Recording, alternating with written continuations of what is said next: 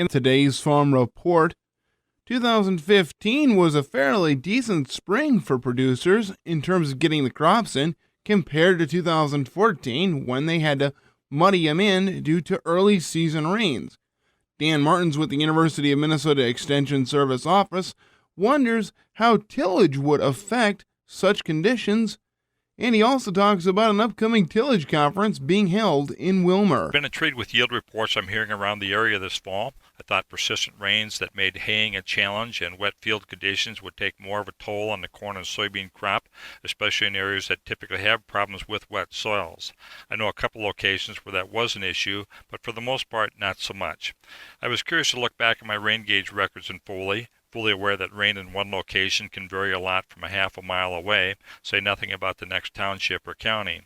I see and remember we had more snow prior to spring 2014, and it was cold and slow to thaw and warm up, and then the rain started with 5.6 inches in April, almost 6 inches in May, and almost 7 inches in June, so very little opportunity to get the crop planted in suitable soil conditions. Most of what was planted was kind of mudded in. The 2015 spring followed a very dry and open winter. Spring was also kind of cold and slow to warm up, but quite a bit of planting got done in drier soil conditions before May rain started, with 5 inches coming after May 7th. Just about 5 inches in June and 7 in July. Cold spring weather and soil caused some emergence problems that reduced plant populations and yields on some fields. Thinking about how this unfolded makes me wonder how much better crops are able to root down, grow up, and yield when tillage and planting work is done on drier soils like this spring generally, compared to mudding into crop in 2014. I wonder if the soil maintains a better structure that helps the ground and crops deal better with more rain later. This contributes to the farmer's interest in tile drainage, perhaps. It also contributes to the interest in thinking strategically about what we're doing with tillage that might support or break down soil structure. I saw a save-the-date flyer recently indicating the Minnesota-North Dakota Conservation Tillage Conference will be held in Willmar this year, Tuesday and Wednesday, December 15 and 16. A couple of the featured speakers include John Hurd, a farm production extension crop agronomist specialist from Manitoba, and Ray Archuleta, a conservation agronomist with NRCS from Greensboro, North Carolina, known as Ray the Soils Guy. Check your calendar and watch for more details, or call the County Extension Office, or do a website search for Minnesota Extension 2015 Conservation Tillage Conference. The Wright County Extension Office issued an invitation recently to an energy conservation workshop on Thursday, November 19th from 2 p.m. to 4 p.m. at the Wright County Government Center in Buffalo. This event is free and open to the public. Farmers will hear from energy professionals and other farmers about energy efficiency for livestock and crop enterprises and financial and technical assistance that might be available. To request or get more information, call the Wright County Extension Office at 763-682-7394. This event is hosted by U of M Extension, the Clean Energy Resource Team, and the Wright Hennepin Cooperative. I'm Dan Martins with U of M Extension, and I hope you're plugging into a good day. If you want up-to-date information on farm news, check us out at fallsradio.com or search and like us on Facebook. Search and like Little Falls Radio Ag. Crop pollination is important, but it's especially important for corn producers. Dan Martins with the University of Minnesota Extension Service office shares some information on how the weather can impact pollination patterns. I talked recently about how rainfall and soil conditions may be contributed to this year's crop yields. Then I took a look at some notes from Jeff Strock's discussion at the Certified Crop Advisors Workshop held in Paynesville last September, organized by Stearns SWCD and Cooperating Ag Businesses. You can give some thought to how it might be useful. The period of time 2 weeks before and after pollination is a critical time for the corn crop. I'd guess most farms were carrying pretty adequate soil moisture during that time. People who were trying to harvest small grain then would probably agree.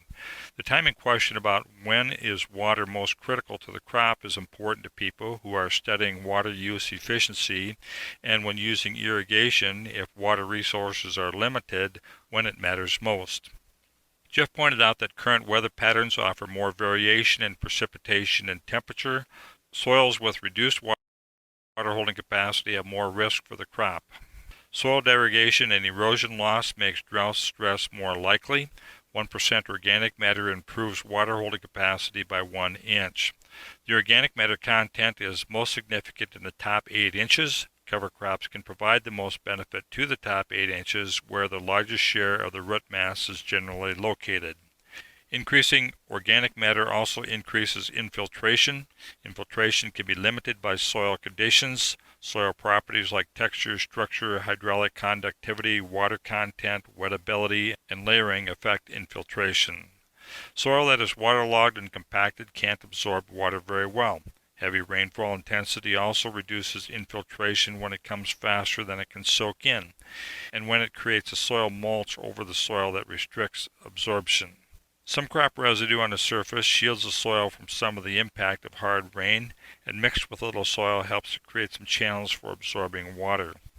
Evaporation loss of moisture from the soil can be reduced by reducing tillage, reducing the cross-section of the tillage area, and maintaining surface residue. On some fields we might like having some evaporation loss this year when rainfall was heavy. Jeff said that a 200 bushel corn crop needs 18 to 20 inches of water. An inch of water spread across an acre is 27,154 gallons, so that figures out to be about 2,750 gallons of water per bushel of corn. This includes water that was stored in the soil at the beginning of the growing season and rainfall during the season.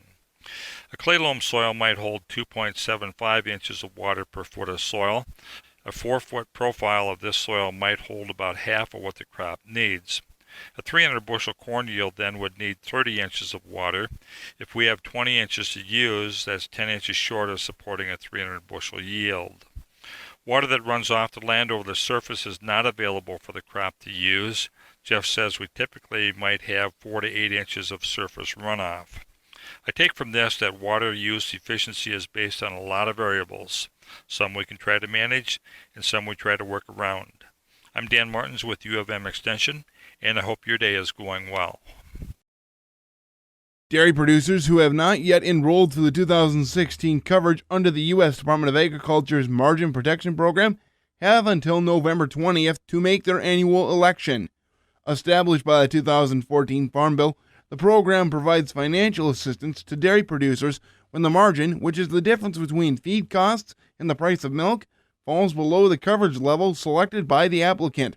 The Farm Service Agency estimates that based on current participation rates, had the program existed before the 2014 Farm Bill, producers in 2009 would have invested $73 million in premiums and received $1.44 billion in financial protection during that historically weak market period.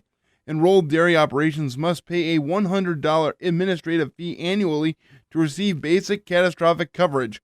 Greater levels of margin protection are available for a higher premium and provide expanded coverage based on historic dairy production. Once enrolled, producers can change their levels of coverage every year.